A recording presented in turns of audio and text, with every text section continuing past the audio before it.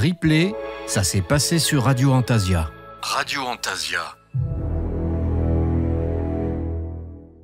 Et oui, Mystère et Magie réveille l'ange chanteur qui est au fond de toi. On revient en live. Eh bien, écoute, c'est merveilleux. C'est parti, les amis, pour la Witchy Planet. Oui, c'est parti pour Witchy Planet. Donc, je vous emmène vers la mer, sous le soleil et à travers les pierres de Karnak. Waouh! Alors, Karnak, c'est notre petit Stonehenge à nous. Enfin, c'est pas un petit Stonehenge, c'est même un magnifique site mégalithique et c'est d'ailleurs le plus concentré du monde. Donc voilà, donc si vous allez vous rendre en Bretagne Sud, donc dans le département du Morbihan, il faut absolument que vous fassiez une halte par les alignements de Karnak. Et je confirme parce que j'y suis allée et c'est magnifique. Oui, c'est vraiment super. Donc, alors je vais déjà un petit peu vous planter le décor au niveau de l'environnement. Alors déjà, Karnak, c'est sur la côte atlantique, évidemment. C'est entre le golfe du Morbihan à l'est et la presqu'île de Quiberon à l'ouest. Et c'est une commune littorale qui est très, très vaste et qui va être donc limitrophe avec Pleumel, avec Crac, avec la Trinité-sur-Mer, Plouarnel ou encore Erdeven. Et je me suis renseignée sur la prononciation des villes. Attention, j'ai fait ce petit effort. Waouh! C'est aussi compliqué qu'en Alsace avec les brédelés? Non mais oui, exactement. Alors bon, chez nous c'est Kreuter-Gersheim, c'est Truchtersheim, on en a quelques-uns, des Schweighouse, des Münchhouse. Mais non, en Bretagne, franchement, effectivement, vous êtes bien servi aussi. Côté difficulté de prononcer les villes, waouh. Donc du coup là, je me suis dit, je vais quand même aller checker sur internet les prononciations parce que pour pas avoir l'air d'une quiche, tu vois, déjà que j'ai un peu loupé mon entrée, là, C'est pas grave, c'est merveilleux, j'adore. Alors Karnak, c'est très beau, c'est très naturel parce qu'en plus des plages, 60% le territoire il est couvert de campagnes, de forêts, de landes et en plus de ça évidemment avec les alignements de menhirs qui sont mondialement connus, ça fait d'elle une station balnéaire qui est très prisée, peut-être même un petit peu trop. Selon les périodes de l'année. Mais voilà, donc c'est vraiment un endroit enchanteur. Et au niveau du nom de la localité, puisque vous savez que j'aime toujours vous gratifier d'une petite minute d'étymologie. Donc le nom de Karnak est attesté sous cette forme en 1387. On prononce aussi Garnag en breton. Enfin là, je suis pas bien sûre de la prononciation, mais Karnag pour la manière dont ça s'écrit. Et étymologiquement, sachant bien sûr qu'il y a plusieurs versions comme d'habitude, le premier élément Carn vient du celtique et pré-celtique Carn avec un K, qui signifie amas de pierre, et le Ak de Karnak marquerait justement la toponymie, c'est-à-dire en fait ça représente en fait la localisation du lieu. Donc voilà pour l'origine du nom Karnak. Et pour vous parler un petit peu de l'histoire du lieu. Donc on sait déjà que l'histoire du site est liée aux évolutions météorologiques qui sont intervenues au néolithique il y a environ 10 000 ans. Le climat il change, il devient beaucoup plus doux, la nature va forcément aussi changer d'aspect à la faveur de cette modification. Et c'est à partir de ce moment-là que le début de la vie sédentaire des hommes va commencer. Et donc, l'homme va s'approprier des territoires, va inventer aussi l'agriculture et va évidemment aussi sacraliser certaines parties de son espace. Et donc, évidemment, ça résonne complètement par rapport à ces alignements de pierres. Et donc, il y a des fouilles assez récentes dans les environs de Karnak qui ont permis d'obtenir des datations de ces 4000 pierres. Donc, en fait, il faut savoir que les 4000 pierres, c'est ce qui reste du site, mais à l'origine, on estime qu'il y en avait sans doute plus de 10 000. Alors, il faut imaginer déjà comme ça, c'est énorme, mais à l'époque, c'était vraiment un site absolument gigantesque. Et donc, ces datations ont permis d'établir que ces pierres ont été levées entre 4800 et 3500 ans avant Jésus-Christ. Alors, on ne peut pas être beaucoup plus précis et on ne peut pas dire non plus sur combien de temps s'échelonne leur construction. Est-ce que les habitants de l'époque ont construit cela en quelques mois s'ils étaient finalement très nombreux, ou est-ce que c'était sur plusieurs années, voire sur des centaines d'années, par un groupe de personnes beaucoup plus réduit et qui auraient dressé des pierres uniquement pour des occasions particulières. Donc ça, on l'ignore évidemment. Et en fait, donc les alignements de Karnak, c'est quoi? C'est un enchevêtrement de monuments mégalithiques qui se sont étalés donc au cours du temps et qui souvent se sont aussi recouverts les uns les autres. Donc vous allez y trouver bien sûr des alignements de menhirs, vous allez y trouver des menhirs isolés, vous allez y trouver des dolmens, vous allez y trouver des tumuli, vous allez y trouver des cromlechs, vous allez trouver aussi des quadrilatères, c'est-à-dire des pierres organisées sous forme rectangulaire. Donc ça, c'est vraiment un site aussi qui est absolument riche en termes de toutes les formes en fait mégalithiques qui puissent exister. Donc c'est pour les gens qui s'intéressent à ça, s'il y a un site à voir, c'est vraiment Karnak. Je le recommanderais même plus à la place de Stonehenge que je suis aussi allée voir, qui m'a beaucoup plu, mais c'est encore autre chose. Mais Karnak c'est vraiment waouh quoi. Et Stonehenge, on ne s'attendait pas à ça en arrivant, en fait. Hein? Je veux dire, quand tu arrives sur place, quoi. Ouais. Tu veux dire que tu as été peut-être un peu déçu ou... Disons qu'on s'est entouré de routes en fait. Donc après c'est merveilleux quand tu es en voiture, tu vois forcément les magnifiques rochers comme ça, les dolmens comme ça.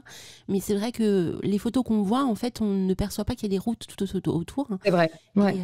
Et c'est même des c'est même des autoroutes. Alors en plus de ça, il y a la pollution sonore. Stonehenge, pour les gens qui n'y sont pas allés encore. En fait, on commence par se garer et donc près du musée. On peut pas, si on peut évidemment, on peut pas aller en voiture, encore heureux d'ailleurs, directement sur le site. Donc il faut marcher un peu ou il faut prendre une navette. Et du coup, en fait, ce qu'il y a, c'est que c'est très beau. Mais il y a cette pollution sonore, comme tu dis, puis cet environnement avec les routes. Et puis en plus de ça, il y a tellement de monde que c'est impossible de se concentrer et de profiter du lieu, alors qu'en fait, on s'en fait tout un truc. On se dit, voilà, je vais... on cherche en fait un effet un peu magique quand on y va. Puis finalement, quand on y est, on a juste l'impression d'être sur une espèce de, de tapis roulant parmi des milliers de touristes. Et c'est vrai que c'est un peu décevant. Alors que Karnak, ils ont eu ils ont réussi en fait à préserver, je trouve, les abords et la manière dont on peut les visiter, quoi. Et surtout, ce que j'apprécie moi à Karnak, c'est que les dolmens, on les voit vachement plus près en fait par rapport à Stonehenge. Hein. On est loin, je veux dire, on peut pas s'approcher, je crois, faut aller 10-15 mètres, même plus, je crois, de mémoire. Et on a des gens qui sont tout autour de Stonehenge. Donc quand on veut faire des photos, il y a toujours des gens en fait à côté, à proximité, qu'on prend en photo, même sans le vouloir. Oui, c'est vrai, c'est vrai. En fait, moi, quand j'y suis allée, mais je l'avais raconté, je crois, ou je sais plus en fait si j'en avais vraiment parlé quand j'avais fait la rubrique sur ma chronique sur Glastonbury. Et en fait, c'était un jour de tempête. En plus, j'avais décidé de pas prendre la navette depuis le musée. J'ai décidé d'y aller à pied. Et j'étais trempée. Il y avait des bourrasques de vent. Enfin bref, c'était un temps mais vraiment pourri. Et du coup, c'est ce qui fait que les gens, ils s'étaient réfugiés dans le musée. Donc les gens, il y avait finalement assez peu de personnes. Il y en avait quand même évidemment, mais c'était déjà la galère comme tu le décris, avec des gens qui prennent des selfies, des bus entiers, etc. Puis en fait, les gens, je sais pas, moi je suis toujours saisie par le fait que les gens, je sais pas, ils sont là, ils consomment, quoi. Enfin, pas tous, mais pour beaucoup, quoi. Et bon, c'est vrai que c'est difficile, hein, je trouve, on en ressort un peu déçu. Par contre, le musée, je ne sais pas si tu avais fait le musée Alina, mais il est génial. C'est un des musées qui m'a le plus marqué parce que la scénographie, elle est topissime. À un moment donné, vous êtes dans une pièce circulaire avec donc des écrans, un écran circulaire autour de vous, une sorte de dôme, et vous allez en fait assister justement en fait au solstice. C'est comme si vous étiez au centre des pierres. Et c'est fait de manière filmée, hein, c'est pas des images de synthèse. Et c'est alors là, par contre, alors bizarrement, j'ai été plus émue par ce moment dans le musée, dans le cadre de cette animation, que quand j'étais parmi les pierres en vrai. Ouais, je te comprends. En plus, le musée, il est immense. Ouais. Immense, il y a plein de choses à faire dans le musée, c'est un truc de fou. Oui, je me souviens. Mais c'est vrai qu'il était immense, hein. Il prenait une place de dingue, le musée. Ouais, et franchement, il est hyper bien fait. Enfin, franchement, il y a beaucoup de choses à voir. Enfin, bon, voilà. Mais ça, c'est Stonehenge. C'est encore une autre histoire. On pourra peut-être faire une chronique là-dessus. En tous les cas, Karnak, on en parlera un peu plus tard. Mais il y a aussi un musée. Il y a aussi un musée de la préhistoire qui est à Karnak et qui présente une bonne partie des objets qui ont été trouvés sur ces sites-là et pas qu'à cet endroit-là. Enfin, en tous les cas, pour en revenir par rapport à l'histoire du site, on peut aussi souligner que en fait, le sous-sol de Karnak, il est composé pour l'essentiel de granit. Donc, c'est une roche claire qui est légèrement feuilletée et dans laquelle, en fait, l'érosion a pu dégager des blocs ou massifs ou tabulaires, donc sous forme de table, ce qui est vraiment très pratique, très propice à la construction de monuments mégalithiques. Donc, finalement, en fait, la roche c'est aussi, on va dire, la roche qui compose le sol qui a évidemment aussi favoriser l'émergence de ces alignements de pierres. C'est pas toujours le cas, puisqu'en fait, il y a des endroits, notamment c'est le cas de Stonehenge, où les pierres viennent pas du lieu à proprement dit, mais ont été transportés par les hommes depuis des sites, des carrières qui étaient situées à plusieurs centaines de kilomètres. Et donc, il faut imaginer les hommes qui ont dû transporter ces pierres sur des navires et par différents moyens pour les acheminer jusqu'au lieu de culte. Donc là, c'est pas le cas. Pour Karnak, ce sont des pierres en fait qui sont vraiment issues du cru, si je puis dire.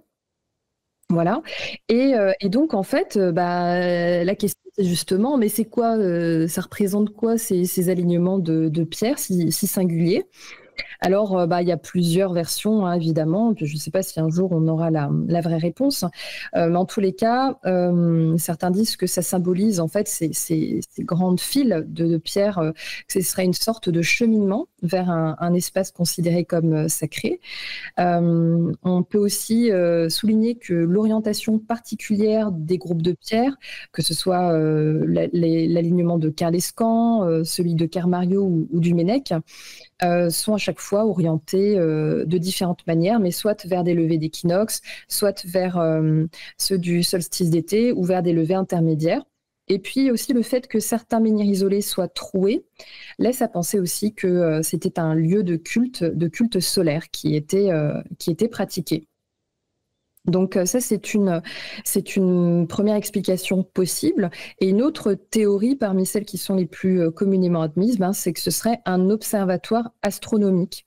Mais là aussi, bon, ça peut être, on va dire, discuté. Et notamment Thierry Gauthier, qui a écrit l'ouvrage L'énergie des lieux sacrés aux éditions Ouest France, et que je citais déjà quand on avait parlé de Brocéliande la dernière fois.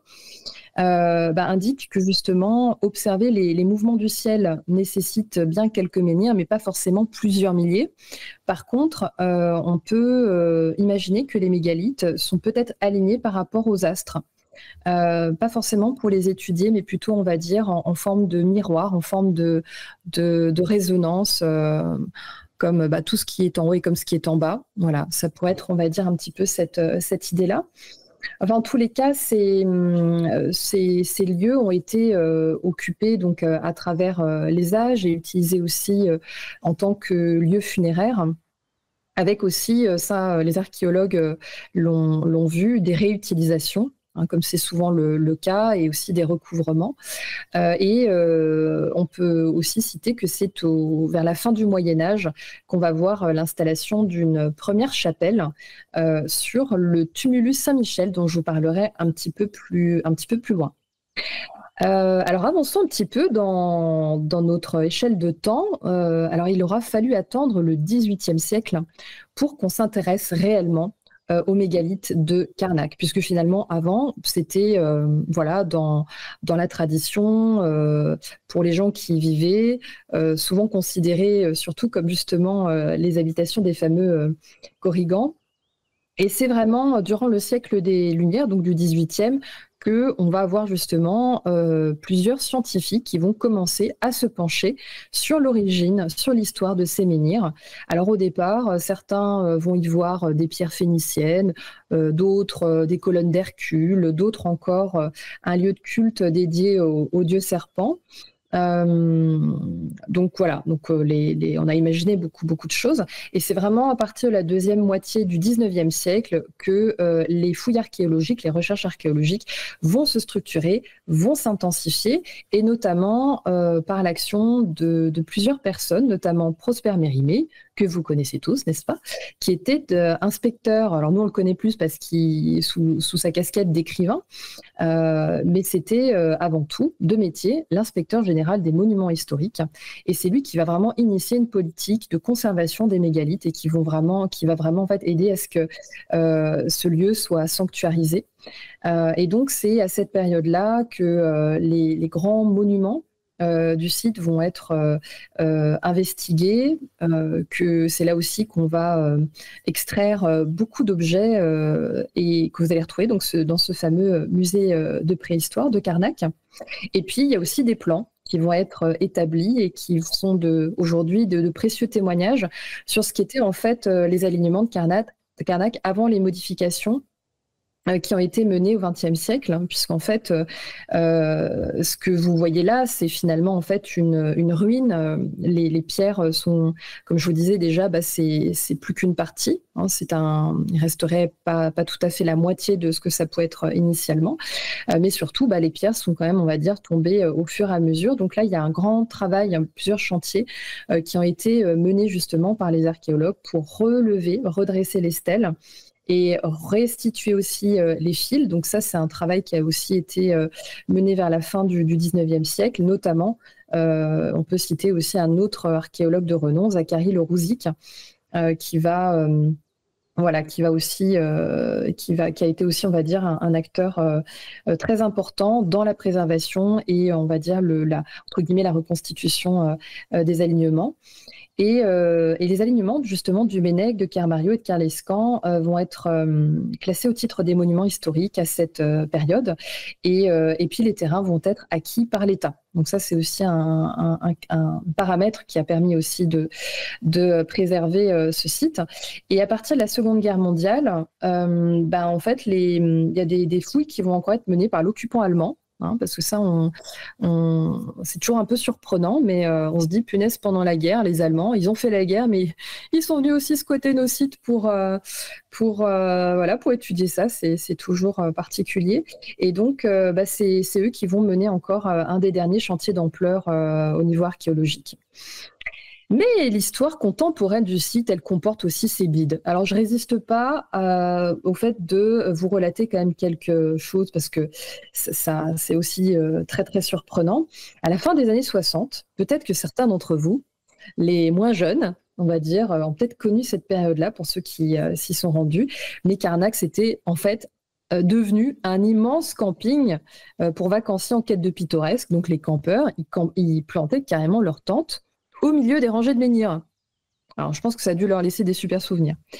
Donc ça, c'est déjà une première chose. Mais aussi, au début des années 90, il y a un projet assez spécial qui a été, on va dire, nourri pendant plusieurs jours, pendant plusieurs années, mais qui n'a finalement pas vu le jour.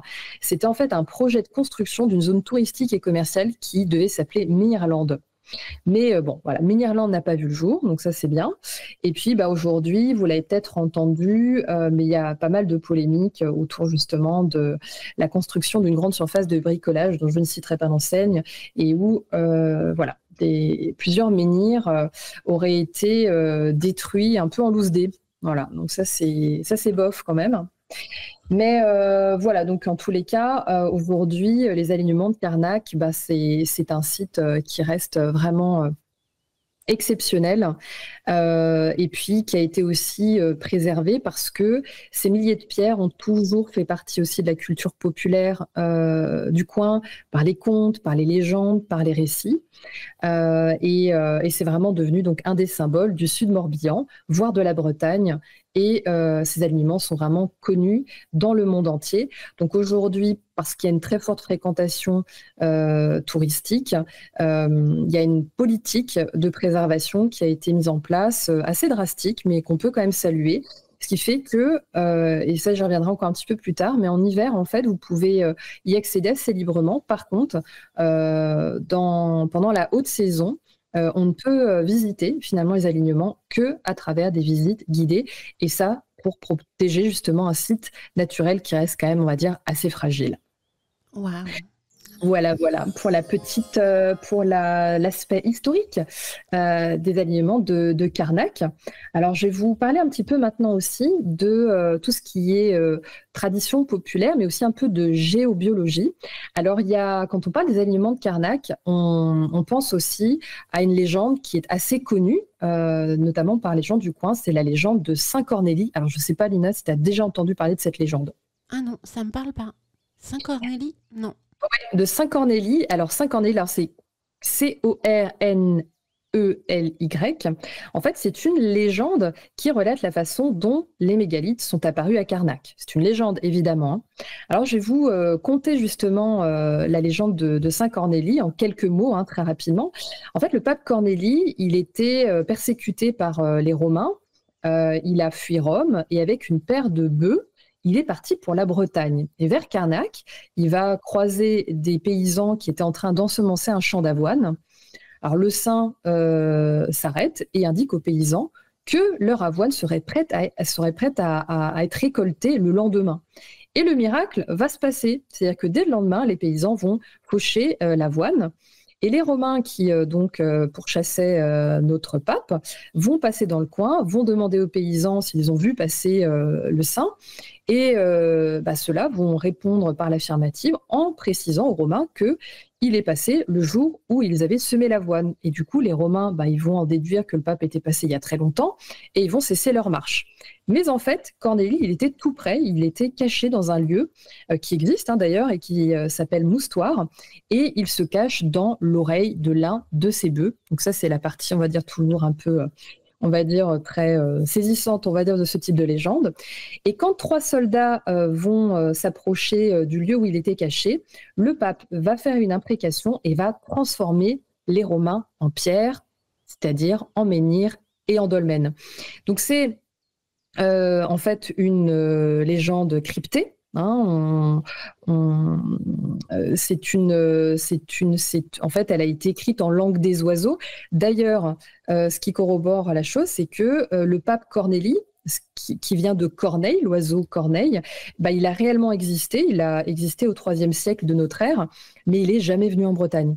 Voilà. Et puis, les menhirs, ils existent depuis des milliers d'années, préalablement à cette légende.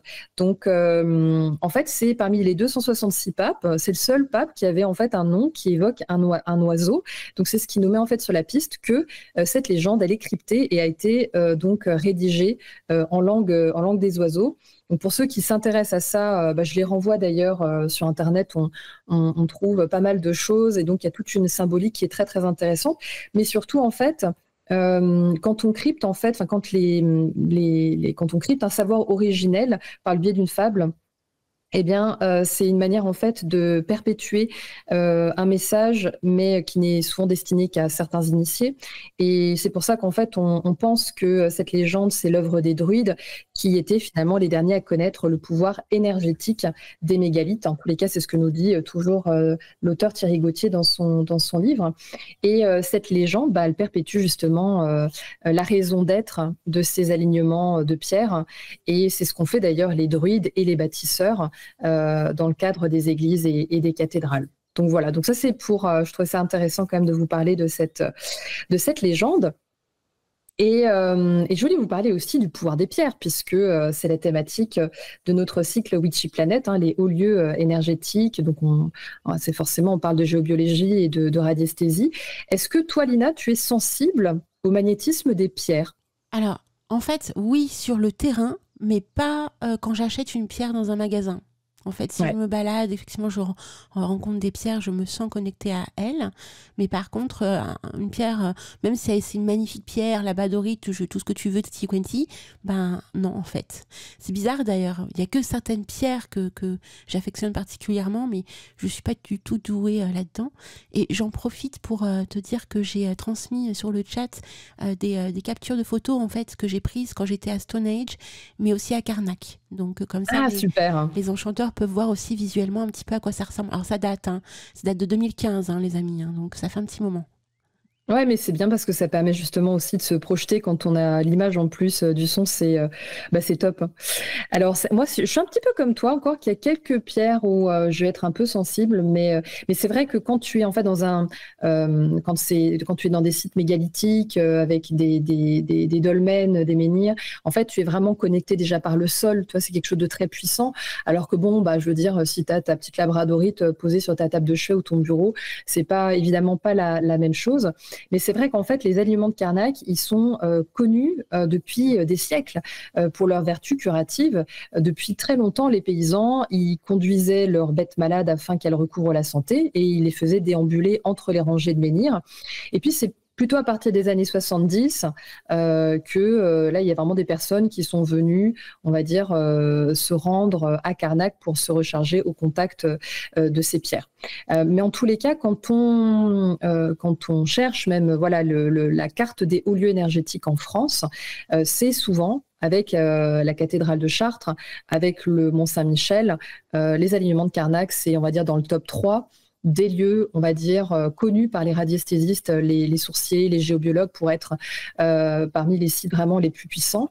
Et c'est vrai qu'en fait, on peut penser que ces pierres dressées sont quelque part des capteurs d'énergie tellurique, donc l'énergie de la Terre.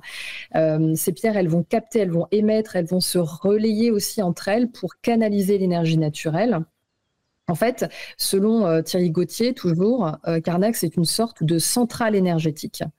Et on peut même, on va dire, imaginer que c'est aussi cette énergie qui a permis cette conservation exceptionnelle à travers des dizaines à travers des milliers d'années.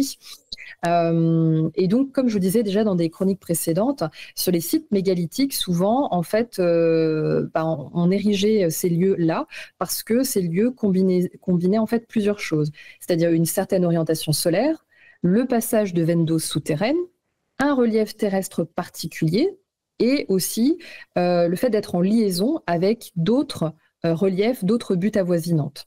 Et on est dans ce cas-là à Karnak, puisque les différents alignements répondent à une certaine orientation solaire. Mais ce qui est aussi marquant à Karnak, c'est que en fait, ces alignements, ils ne sont pas rectilignes. Ils vont connaître aussi des dérivations par rapport à l'axe solaire. Et donc, les géobiologues se sont beaucoup interrogés par rapport à ça, parce que finalement, aligner des menhirs de plusieurs tonnes de manière rectiligne aurait été finalement moins difficile. Et la réponse se trouverait sous les mégalithes, sous les pierres. De très nombreux sourciers ont constaté en fait la présence de veines d'eau souterraines sous les fils de menhirs. Et cette eau coulerait en réalité dans les plis d'une faille terrestre sur laquelle les menhirs sont alignés. Et en fait, les pierres de Karnak suivent ce que les Chinois appellent les veines du dragon, ce que les Celtes appelaient la vouivre. Donc c'est la représentation symbolique des forces de la Terre. Et donc là, en plus de ça, vous avez la roche qui compose les mégalithes, donc le granit dont je vous parlais, qui va canaliser les rayonnements telluriques amplifiés par la conjonction de l'eau et de la faille. Et les failles contiennent souvent du quartz, ce qui va créer de la piézoélectricité, c'est-à-dire de l'électricité produite par du choc, on va dire, ou du frottement entre les pierres. Et puis, on évoquait aussi que ces pierres, elles sont connectées entre elles. Donc, il va y avoir une différence entre les rangées de menhirs et les menhirs isolés, puisque vous en avez aussi. D'ailleurs, vous avez un très, très grand menhir qui s'appelle le géant du Magno, pour ne citer que celui-ci. Et en fait, les alignements, le menhir isolé, lui, va être une antenne de réception et d'émission d'énergie, alors que les alignements, eux, ça va être une multitude d'antennes dont les rayonnements vont se connecter entre eux pour créer un réseau, et ce qui va permettre de couvrir un vaste territoire. Et c'est ce qui va faire que les menhirs, dolmens, tumuli, cromlechs de la région carnacoise vont être particulièrement forts en énergie parce qu'en fait, vous n'êtes pas juste sur un lieu, on va dire avec une énergie concentrée sur quelques mètres ou dizaines de mètres, vous êtes sur un méga terrain, sur des hectares et des hectares où cette énergie est condensée. Donc vraiment que vous soyez un féru de géobiologie, de radiesthésie, où vous ayez tout simplement envie de vous recharger, vraiment, c'est un lieu qui est absolument incontournable. Et puis alors, pour finir aussi, on est toujours bon dans les temps, Alina ? Oui, tout à fait. Oui. Ouais. Ah bah c'est top, super. Parce que j'aimerais pas phagocyter le temps pour la chronique d'Isilionne. Alors pour finir, quelques infos pratiques. Donc je vous disais déjà préalablement, pour visiter les alignements, en fait c'est selon la période de l'année. Ça va pas être la même chose. Moi, je vous conseille vraiment d'y aller donc entre octobre et mars, parce que c'est là où justement il y a le moins de monde et où vous allez pouvoir accéder de manière libre aux alignements de Karnak, parce que comme tu le disais, Alina, précédemment, en fait, on peut vraiment s'approcher de ces pierres, à la différence de Stonehenge. En plus, vous avez plein de sentiers pédestres qui vous permettent de circuler autour. Donc, généralement, en fait, on va se garer à la maison des mégalithes et à partir de là, vous allez pouvoir cheminer à partir des alignements du Bennec. Après, vous aurez les alignements de Kermario et puis les alignements de Kerlescan, et tout autour, vous aurez différentes autres installations comme des quadrilatères, des cromlechs, des dolmens. Voilà, et donc tout ça, vous allez pouvoir le faire à pied. Et si jamais vous êtes plutôt pendant la période estivale, donc à ce moment-là, ce sera par le biais d'une visite guidée qui sont organisées par le Centre des Monuments Nationaux. C'est des visites qui durent à peu près 1 heure, donc vous allez être accompagné par un guide, donc c'est quand même très intéressant parce que là en plus vous avez les explications, encore que vous avez aussi des visites guidées hors saison estivale, hein, bien sûr. Voilà, et puis donc vous avez le fameux musée de la préhistoire qui va retracer plus de 450 000 ans d'histoire du lieu, et vous allez pouvoir découvrir une sélection de plus de 3000 objets archéologiques. Donc il y a une grande partie qui est vraiment consacrée à la période de construction des menhirs, c'est-à-dire la période néolithique, mais pas que. Voilà, donc vous allez pouvoir y voir de beaux objets. Donc vous pouvez voir des vases, des haches. Vous allez pouvoir y découvrir vraiment beaucoup de choses.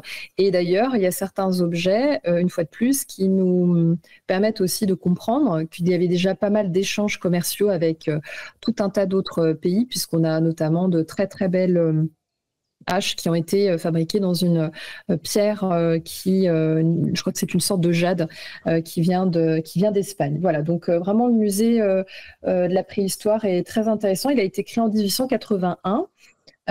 Et voilà, et il comporte pas mal d'objets qui ont été justement aussi extraits par l'archéologue que je veux citer, Zacharie Le Rouzic. Donc ça vaut vraiment le coup d'y aller. Et encore très rapidement, je vous parlais aussi précédemment du tumulus Saint-Michel. Donc là aussi un petit focus sur ce lieu qui est vraiment aussi très chouette. Après la visite des alignements, vous pouvez prendre un petit peu de hauteur en vous rendant au sommet du tumulus Saint-Michel. Alors c'est toujours très intéressant de voir que on a dédié un lieu en hauteur à l'Archange, et ça va vous permettre en plus de profiter d'une super vue panoramique sur la baie. Alors c'est en fait une chapelle qui a été construite. Alors là, on pense que la première version c'était au XVIIe siècle. Elle a été reconstruite à plusieurs périodes. Je crois que la dernière reconstruction date de 1925. Elle a été en fait placée sur un tertre mégalithique qui lui a été construit entre 5000 et 3400 ans avant Jésus-Christ, qui est immense. Il est long de 125 mètres, il est large de 60 mètres, il a 12 mètres de hauteur, et il a nécessité plus de 35 000 mètres cubes de pierre et de terre, quoi. Donc il faut imaginer les gens de cette période qui ont construit ce tertre funéraire. Et on pense d'ailleurs que, vu les objets qui ont été extraits du tumulus, que c'était en fait donc une tombe collective pour plutôt, on va dire, une élite de personnes. Donc c'est ce qui nous permet aussi de comprendre, en plus des compétences techniques de construction des gens du néolithique, de comprendre qu'il y avait aussi déjà en fait à l'époque une hiérarchie sociale. Et pour finir sur l'histoire du tumulus Saint-Michel, une petite anecdote que je trouve très chouette. En fait, en contrebas du tumulus, vous allez trouver la fontaine Saint-Michel, qui est une fontaine de dévotion. Et les femmes de marins montaient à la chapelle pour la balayer dans le sens où elles voulaient voir souffler le vent, pour, on peut l'imaginer, favoriser le retour de leur mari. Et elles venaient ensuite prier à la fontaine et boire l'eau. Voilà, donc ça, je raffole toujours de ces petites histoires, en fait, la tradition du coin. Donc voilà, donc c'est aussi quelque chose à faire. Donc vraiment, je vous encourage. Alors, vous avez remarqué qu'en fait, notre Tour de France des hauts lieux énergétiques, on le fait de manière anti-horaire. Donc, on a fait le Mont-Saint-Michel, on a fait la forêt de Brocéliande, aujourd'hui Carnac. Et Alina, oui. Sais-tu ce que je vous réserve pour la chronique du mois de décembre? Où est-ce que je vous emmène? Je réfléchis. Alors, c'est en France, hein? Ah, toujours. Ouais, de toute façon, on va rester en France pour cette année. Donc, ça veut dire que tu vas descendre? Oui. Attends. Comment ça s'appelle déjà? Mais je pense comprendre où tu nous emmènes. Mais je ne me souviens plus du nom. Ah, tu étais toujours en Bretagne, là? Ah non, j'allais complètement descendre dans le sud-ouest. Ah oui, c'est ça, voilà. Alors oui, donc non, alors ça, ce sera pour un petit peu plus tard, l'Occitanie. Ça, ce sera pour le mois de janvier. Eh ben en fait, je vais vous emmener à Lourdes. Voilà, je me suis dit, bon, allez, Lourdes, Yule, Noël, voilà, parce que Lourdes, c'est aussi évidemment un haut lieu énergétique.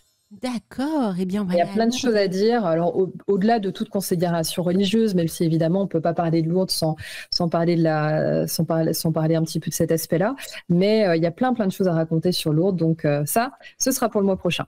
Et donc, ne ratez pas le dimanche 15 décembre. Hein, donc, ce sera la Witchy Planète. Elle nous emmènera à Lourdes. C'est magnifique. Merci, Vera. Oui. Eh ben, je vous fais de grosses bises, puis je vous souhaite un bon dimanche. À toi aussi, plein de gros bisous et encore merci pour cette jolie chronique, vraiment. Eh ben avec plaisir. À bientôt. Replay, ça s'est passé sur Radio Antasia. Radio Antasia.